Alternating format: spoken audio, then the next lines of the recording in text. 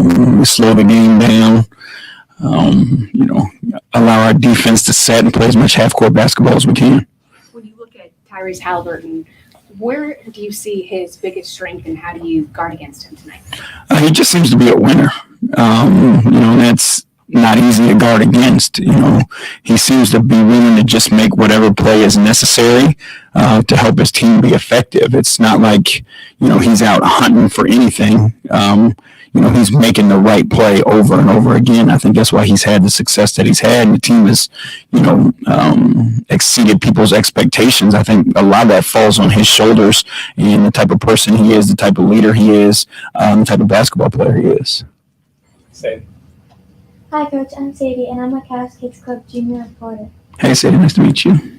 The Cavs have one of the best home records in the NBA. What do you think are some of the key attributes to that? I think we have great fans. I think this is a tough place to play because of our fans. Our guys enjoy playing here with our fan support and noise and them cheering.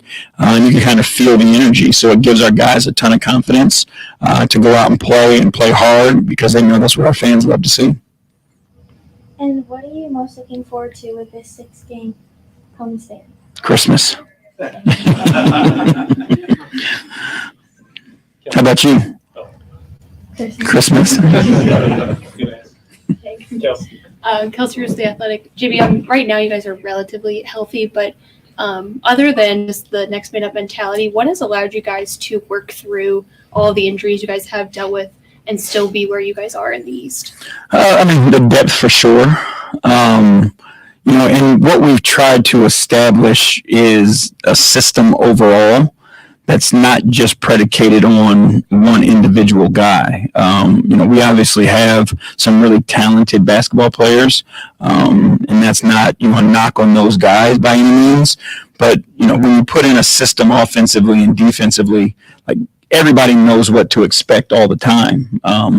If you try to just base it on one guy in isolation basketball, or your defense is based on, one guy and those types of things, when that guy goes out, it makes it extremely difficult to replace that. But when you put in a system that everybody's comfortable with and everybody's confident in, guys can kind of step in and do what they do in that system. But we do have a lot of depth and we do have a lot of talent where guys can step up and are capable of getting it done. And I know we talked about it some last year, but with Darius, when opposing defenses are trying to take him out of the offense, this year, especially now with Donovan, how does that change that? And how is he learning how to kind of handle that when defenses are taking him out of the offense? I think they can't take him out of the offense because now they're just making him a trigger for something else. And I think that's what he's figured out is, they want to trap him, just throw the ball to one of our big guys in the pocket. And now our big guys are playing 4-on-3 basketball. And they've been proven that they can play make, they can find open guys, they can play big to big. So it's not taking him out of the offense. When people decide to trap us, basically it sparks our offense and lets us play advantage basketball, which we feel confident we can take advantage of. Chris Fedor, Cleveland.com. Hey, JB. What's up, Chris? Do you have an update on Dean Wade's progress? He's progressing. I think he's, slowly moving, but that's about it. And then you mentioned that you want to play at your pace. What do you want your guys' pace to be? Extremely slow. Seems that way. No, it's about our team and where our strengths lie. If you allow our big guys to participate in the defense, it's going to be difficult to score. Same thing on the offensive end of the floor. You allow our big guys to get in and be a part of the action and dominate the painted area. It gives us opportunities. And then we also have guys that are really comfortable scoring in the half court. Right, Darius can score in the half court. Donovan, Karras, we've got other guys that are cutters and play off of that. So, a lot of teams will struggle to play in the half court because there is a set defense. But we have guys who can take advantage of half court defenses. And again, it allows us to set our defense, which gives us a chance. We talked a lot the other night about Lamar being the guy that a lot of teams are leaving open because of the other guys that he's playing alongside. When he is left open, what approach do you want Lamar to take when it comes to that? Shoot it when he's open. I think that's how you make people pay. and he's been working on his shot. Before the other night, he was close to 40% from three. That's a really good clip for a guy to be wide open. So you're open, you take those shots. What we've been working with him on is if you don't like the shot, there's a second action to be had. Now he can be a pick and roll player. He can be a dribble handoff guy to activate because, again, if teams aren't going to guard him, if he goes and plays with one of our guards or one of our other perimeter players, there's nobody left to help. So we've been working on those things and trying to develop that with him as well. Thank you. Spencer Davies, basketball.com. I'm kind of building off of that. How important is the baseline usage for both Lamar and Isaac when there is two on the ball? And can you kind of utilize that further along as the season goes on? Well, it's all about part of the spacing. And then, again, the decisions that teams want to make. Most of those guys, when our big guys catch the ball in the pocket, they help uphill. So if I'm on that baseline, now I cut that baseline. You saw the other night, Lamar got like 3 or 4 easy ones just by cutting that baseline because the defense has to step up to take our bigs away. So, it all starts with our spacing and then taking advantage of what the defense decides to do. Joe Barton, The Athletic. How you doing? Good, how you doing? Good to see you. Heading into this back-to-back, do you have any plans to rest anyone?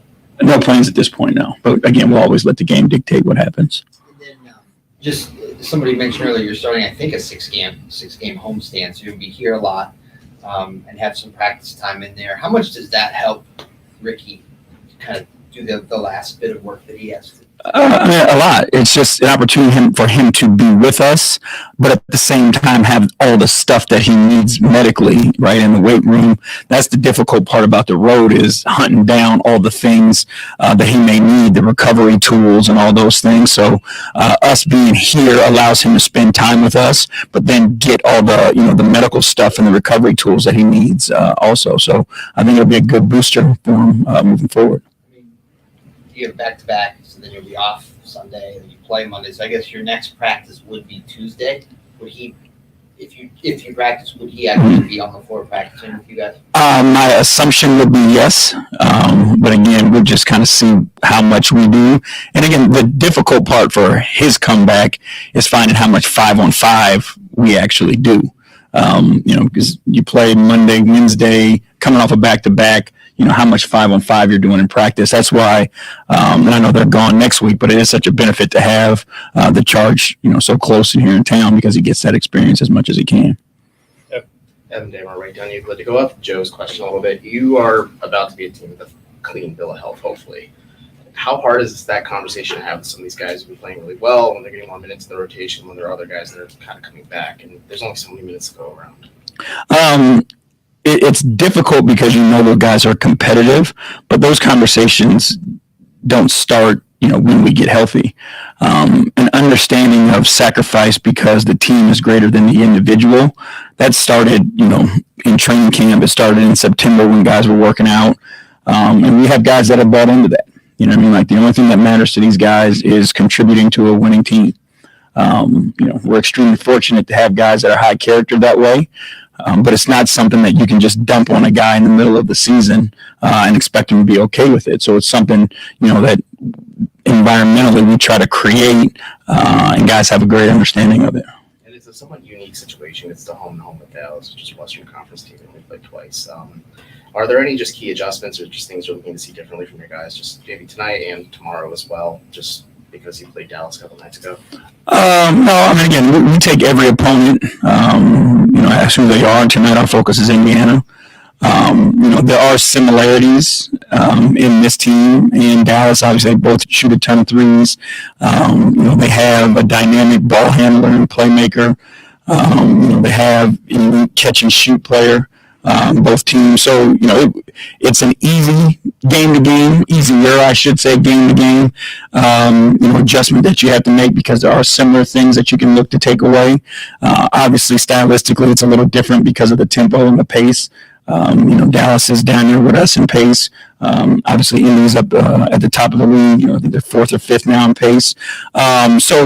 Those are things that, we have to figure that out. But, stylistically, what they're trying to get done, I think they're both kind of similar in that. Last two, Serena, and then we'll finish up with Sadie. Coach, how has Evan gotten better as a passer this season?